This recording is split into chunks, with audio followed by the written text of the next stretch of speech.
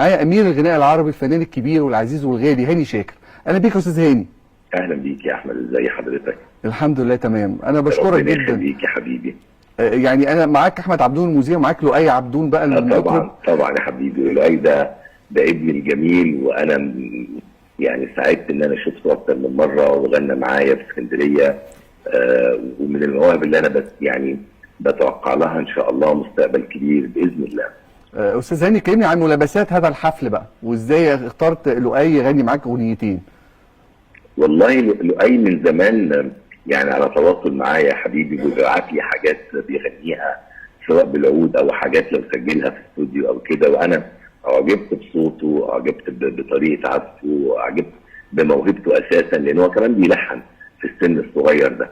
ف يعني الحقيقه انا يعني قلت له وعدته وقلت له اول حفله ان شاء الله الفتره اللي جايه في اسكندريه اوعدك يا لؤي هرتب معاك وتيجي تغني معايا غنوه غنوتين نرتبهم مع بعض وكده.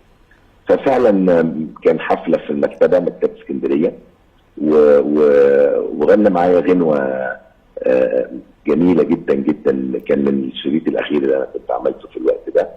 وبسم الله ما شاء الله يعني احساسه حلو قوي قوي وغناه جميل يعني فعلا تحس يا احمد انه لؤي سابق سنه بسم الله ما شاء الله. يعني في نضوج فني، في يعني غنى بمزاج زي ما بيقولوا. يعني تحس اكتر من سنه بكتير، وتجربته الفنيه اكبر من سنه بكتير.